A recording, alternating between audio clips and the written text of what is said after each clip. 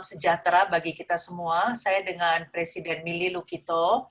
Dengan ini ingin memberikan sambutan kepada DG Ellen Teresia yang saya muliakan, dan juga kepada Dr. Nicholas Wanahita, kepada PDG Elizabeth Halim, GST Koordinator, kepada Ketua Komite Bidang Diabetes Linda Ong, kepada seluruh fellow Lions Club Jakarta Selatan Tulip, dan kepada teman-teman, sanak saudara, dan handai taulan yang saya cintai. Dengan ini, selamat datang kepada seminar kita, e-seminar kita dengan Dr. Nicholas. Dr. Nicholas ini adalah seorang kardiologis Indonesia yang berbasis di Singapura, di Mount Elizabeth, yang merupakan seorang yang sangat progresif dan modern thinking di dalam penyakit diabetes sebagai penyakit yang bisa sangat berbahaya untuk jantung. Dengan ini saya akan sebelumnya mempersilahkan DG Ellen Teresia untuk memberi kata sambutan. Selamat sore kepada Presiden Mili Stefani Lukito, Lions Club Jakarta Selatan Tulip. Yang saya kasihi Global Service Team District Koordinator PDG Elizabeth Halim, Ketua Komite Diabetes Lion Linda Ong, dan yang saya hormati narasumber yaitu Dr. Nicholas Wanahita. Dan selamat datang kepada peserta webinar yang hadir di sini. Pada hari ini merupakan satu kebahagiaan kita bahwa kita bisa mengikuti webinar pencerahan mengenai diabetes yang terkait dengan jantung. Narasumber kita adalah Dr. Nicholas yang spesialis jantung dan berpraktek di Mount Elizabeth, Singapura. Kiranya acara ini semoga bermanfaat bagi kita semua, apalagi dalam masa pandemi COVID yang dimana kita harus menjaga kesehatan tubuh kita. Semoga acara ini membawa manfaat kita semua dan selamat mengikuti. Terima kasih. Selanjutnya saya ingin mempersilahkan Global Service Team District Coordinator PDG Elizabeth Halim untuk memberikan kata sambutannya. Silakan. Sore Presiden Lions Club Jakarta Selatan Tulip Mili Stefani, Dr. Nicholas Wanahita, Gubernur Distrik 307B1 Ellen Teresia, Ketua Komite Diabetes Lion Linda Ong, fellow Lions, serta sahabat-sahabat kami semuanya yang menyaksikan YouTube ini. Salam sejahtera dan salam sehat. Lions Club Internasional adalah organisasi pengabdian kepada masyarakat marginal yang berkantor pusat di Amerika, yang beranggotakan hampir 1,4 juta relawan. Usia pengabdian sudah 103 tahun, dan organisasi Lions Club di Indonesia sudah berdiri 52 tahun, beranggota 11.000 relawan. Tahun lalu, kami telah melayani 275 juta orang. Program pelayanan kami fokus untuk global causes, yaitu diabetes, environment, relieving the hunger, vision, dan childhood cancer. Saat ini kita memprioritaskan fight diabetes, memberikan awareness untuk pencegahan dan edukasi mengenai resiko dan pengobatan diabetes. Hari ini, Dr. Nicholas Wanahita akan memberikan pemaparan mengenai diabetes yang berpotensial dengan penyakit jantung. Yang kedua, penyakit ini sangat kita waspadai akan bahayanya. Terima kasih kepada Lions Club Jakarta Selatan Tulip yang mempersembahkan pencerahan ini, dan terima kasih kepada Dr. Nicholas Wanahita yang jauh di Singapura bersedia bekerja sama dengan Lions Club untuk berbagi informasi kepada masyarakat luas. Banyak Global Service Team District Coordinator PDG Elizabeth Halim untuk kata sambutannya. Lalu dengan tanpa menunda lagi, kita masuk ke kita punya main event sekarang ini dengan Dr. Nicholas Wanahita. Saya bacakan sedikit mengenai Dr. Nicholas. Dr. Nicholas adalah Doctor of Medicine S3 dari Creighton University School of Medicine di United States. Dr. Nicholas telah menerbitkan banyak sekali karya ilmiah sebagai penulis pertama dalam berbagai jurnal medis ternama. Dan secara rutin, diundang sebagai dosen dan pembicara di berbagai konferensi ilmu jantung lokal dan internasional. Di Singapura, beliau menjabat sebagai Associate Program Director untuk Cardiology Senior Residency di National University Hospital dan dosen di Sekolah Kedokteran National University of Singapore. Jabatan Dr. Nicholas saat ini adalah Medical Director di Gramercy Heart and Vascular Center, Mount Elizabeth, Novena Hospital. Silakan Dr. Nicholas. Selamat siang Bapak-Bapak dan Ibu-Ibu. Nama saya Dr. Nicholas Wanahita. Saya cardiologist practicing at Mount Elizabeth Novena Hospital di Singapura. Pada hari ini saya akan memberi sedikit ceramah mengenai diabetes dan heart disease atau penyakit jantung. Tapi sebelumnya saya ingin berterima kasih untuk Lions Club Presiden Jakarta Selatan, Tulip, Ibu Millie Stefani, juga kepada Past District Governor, Ibu Elizabeth Halim, dan terima kasih untuk Ketua Komite Diabetes Lions Club Internasional, Distrik 307B1, Ibu Linda Ong. Saya akan mulai dengan membahas mengenai diabetes atau kencing manis. Apakah diabetes itu? Diabetes adalah kondisi di mana badan kita tidak cukup mengeluarkan hormon insulin, atau di mana badan kita menjadi kurang responsif terhadap hormon insulin yang diproduksi oleh badan. Ini biasa terjadi kalau berat badan kita berlebihan, kalau kita overweight atau obesitas. Dua hal ini menyebabkan kadar gula darah menjadi terlalu tinggi, dan metabolisme karbohidrat di badan kita menjadi tidak normal. Mengapa diabetes menyebabkan penyakit jantung dan stroke? Jadi penyakit jantung dan stroke walaupun berbeda namanya, pada dasarnya adalah penyakit di dalam kategori yang sama. Istilah ilmiahnya adalah cardiovascular disease atau penyakit pembuluh darah. Sedikit statistik. Nomor 1 killer di dunia untuk penderita diabetes adalah cardiovascular disease, penyakit jantung dan stroke.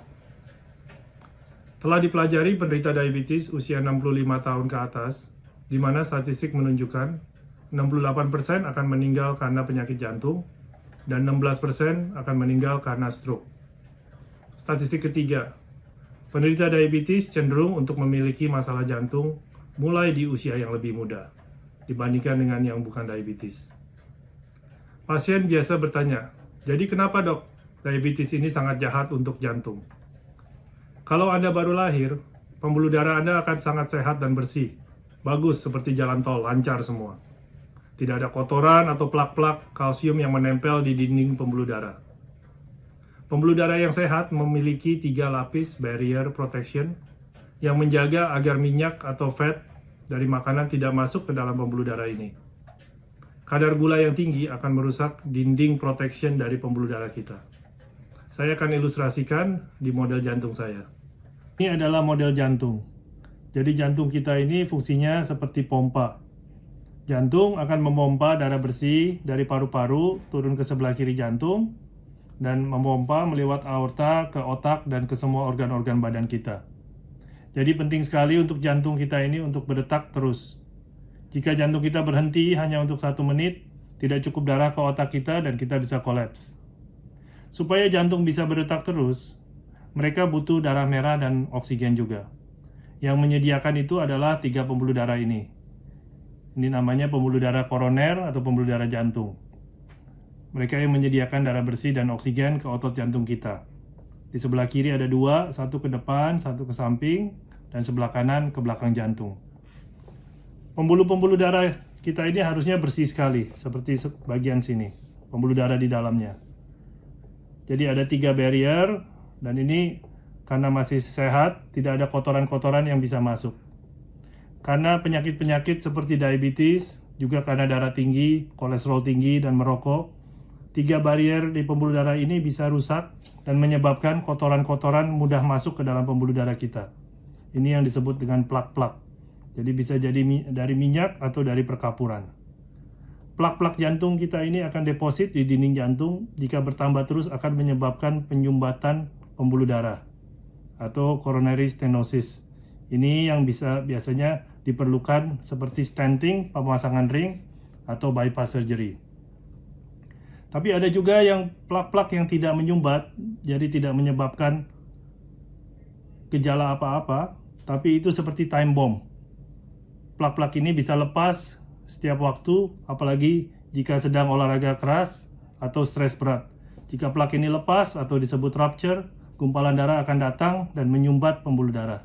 Ini yang namanya heart attack. Kadar gula darah yang tinggi ini juga akan merusak sistem syaraf atau nerve kita. Badan kita ini sebetulnya sangat pintar dan bisa mengetahui apabila ada rasa sakit, seperti alarm, sistem alarm. Kalau ada jantung, penyumbatan di jantung, biasa kita ada rasa sesak napas atau sakit dada, itu adalah alarmnya. Kalau orang untuk yang menderita diabetes, alarm ini rusak. Jadi walaupun ada heart attack, kadang tidak ada gejala apa-apa. Pasien diabetes yang alarmnya mati tidak bisa merasakan jika ada serangan jantung. Maka bisa menyebabkan yang namanya silent killer. Mereka juga bisa ada namanya silent heart disease. Sudah ada penyumbatan tapi tidak ada gejala. Contoh yang paling gampang, jika penderita diabetes ada luka borok di kaki mereka juga tidak bisa merasakan apa-apa karena syarafnya atau nerve-nya sudah rusak. Now it's time for the good news. Walaupun seseorang menderita diabetes, tidak berarti orang ini pasti akan kena serangan jantung atau stroke. Ini bisa dicegah atau preventable. Bagaimana pencegahannya? Ada 5 cara. Cara yang pertama, kontrol kadar gula darah kita. Anda harus mengenal angka gula darah yang bernama HbA1c atau hemoglobin A1c. Ini adalah rata-rata kadar gula darah kita selama 3 bulan. Untuk orang-orang normal yang tidak ada diabetes, target HbA1c adalah di bawah 6,5%. Untuk penderita kencing manis, target di bawah 7%. Jika kadar gula masih di atas 7%, berarti obat-obat untuk diabetes harus di-adjust dan pola hidup harus dirubah. Cara kedua, kontrol faktor-faktor risiko lain, seperti tensi darah dan kolesterol level. Tensi darah itu yang normal adalah 120 atasnya dan 80 bawahnya. Jika sudah di atas 140 atasnya, berarti Anda sudah ada hypertension atau darah tinggi. Kolesterol level ini bisa dicek melalui darah, sebaiknya setahun 2 kali. Again, we have to know our number to control it. Cara ketiga, untuk mencegah penyakit jantung adalah dengan membangun dan maintain pola hidup sehat. Cara keempat adalah dengan mengkonsumsi obat-obat yang diberikan oleh dokter. Jadi jangan takut untuk minum obat apabila memang perlu minum obat. Ada pasien-pasien yang sangat takut minum obat karena khawatir ginjal dan liver akan rusak. Ini adalah mindset yang salah. Penyebab nomor 1 kegagalan ginjal adalah diabetes dan hypertension yang tidak terkontrol. Jadi rusaknya ginjal itu karena penyakitnya yang tidak terkontrol, bukan karena obat-obatannya. Jadi obat itu penting untuk dimakan sesuai dengan petunjuk dokter. Jangan jadi dokter sendiri. Jika Anda ada masalah dengan obat-obatan yang diberikan oleh dokter, Anda harus kembali konsultasi kepada dokternya. Jangan dikurangi atau dirubah-rubah sendiri, apalagi di stop sendiri, karena potensi ini bisa berbahaya. Cara yang nomor 5, yang terakhir. Consult with your doctor regularly. Jadi harus check up secara rutin dengan dokter, bukan hanya dengan dokter diabetesnya, tapi untuk mencegah jantung dan stroke, juga dengan dokter jantung Anda. Early deteksi untuk masalah jantung adalah sangat penting. Jadi cari dokter jantung itu bukan berarti harus ada masalah jantung baru ketemu dokter, tetapi untuk pencegahannya itu lebih penting. Banyak tes-tes yang bisa dilakukan oleh dokter Anda seperti ekokardiogram,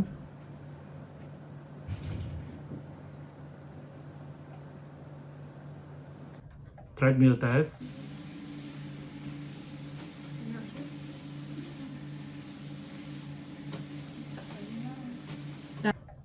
CT coronary angiogram atau CT calcium score, dan nuclear cardiac imaging test. Jika tes-tes ini dilakukan secara rutin, dan obat-obat yang bisa mencegah proses penyakit jantung dikonsumsi secara rutin, risiko penyakit jantung dan stroke akan menurun jauh.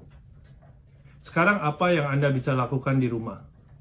Pola hidup sehat adalah sebagai berikut. Nomor 1, maintain pola makan yang sehat, di mana makanan kita itu balanced dan full of color. Fiber intake kita harus tinggi. Sayur-sayur hijau, buah-buahan segar berwarna-warni, lean meat seperti ayam, less red meat, more fish, raw nuts and seeds, whole grain, olive oil, harus banyak konsumsinya. Juga dikurangi konsumsi processed food, frozen food, atau fast food. Fresh food adalah yang terbaik. Cara nomor 2, olahraga kardio secara rutin.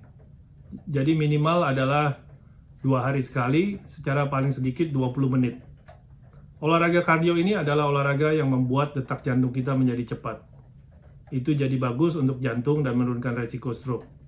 Jadi ini bisa brisk walking, jalan cepat, bisa jogging, bisa berenang, sepeda statis atau sepeda di luar, senam, dan sebagainya, yang membuat jantung kita jadi cepat. Cara nomor 3, kita harus menjaga berat badan kita untuk dekat dengan ideal. Jangan overweight atau obesitas. Nomor 4, tidur istirahat malam yang cukup, minimum 7 jam. Nomor 5, berhenti merokok jika Anda masih merokok. Cara yang nomor 6 yang terakhir adalah untuk manage stres. Jadi stres kita ini harus dikontrol. Stres adalah buruk untuk resiko jantung dan stroke, karena jika stres, badan kita akan mengeluarkan hormon-hormon seperti adrenalin dan kortisol. Jadi semua orang hidup ini ada stres, tapi cara kita menghadapi stres ini adalah sangat penting.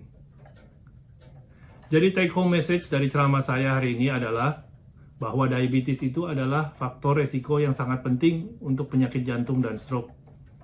Tetapi jika cara-cara pencegahan di atas dilakukan secara rutin, penyakit jantung dan stroke itu akan bisa diatasi dengan baik. Penyakit jantung dan stroke di penderita diabetes adalah preventable, bisa dicegah. Terima kasih atas perhatiannya, dan semoga ceramah ini bisa membantu bapak-bapak dan ibu-ibu untuk tetap hidup sehat selalu. Terima kasih.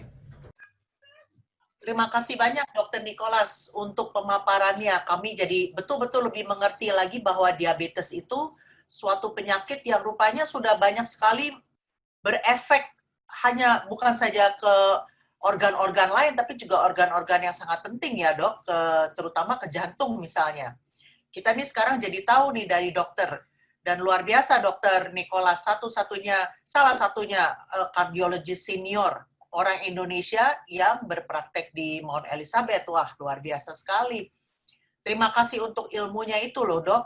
Dan pastinya kita akan banyak belajar dari sana bagaimana caranya untuk menjaga supaya pola makan kita juga lebih teratur, gaya hidup kita juga lebih teratur ya. Semua ini terima kasih dari Dr. Nicholas ilmunya. Selanjutnya saya akan menyerahkan kepada Ketua Komite Diabetes Linda Ong untuk memberikan kata penutup bagi kita semua. Terima kasih, silakan. Selamat sore kepada Presiden Lions Club Jakarta Selatan Tulip, Lion Millie Stefani, kepada Dr. Nicholas Wanahita, Gubernur Distrik 307B1 Ellen Teresia, Koordinator GST PDG Elizabeth Halim, kepada fellow Lions dan handai taulan sekalian. Pertama-tama saya ingin mengucapkan terima kasih pada Dr. Nicholas Wanahita atas pemaparannya masalah diabetes dan penyakit jantung. Penyakit jantung dan stroke yang disebabkan oleh diabetes sebenarnya bisa kita cegah dengan pola hidup yang sehat, seperti pola makan yang sehat, hidup yang teratur, seperti tidur yang cukup, juga kita harus ringankan stres. Dan seperti apa yang dijelaskan oleh Dr. Nicholas, agar kita selalu rutin check up ke dokter jantung, walaupun kita merasa diri kita selalu sehat. Ini untuk mencegah hal-hal yang tidak kita inginkan. Semoga apa yang dijelaskan oleh Dr. Nicholas Wanahita dapat bermanfaat bagi kita dan kita dapat mempraktekkan dalam kehidupan keseharian kita. Sekian penjelasan dari saya. Selamat beraktivitas dan salam sehat selalu.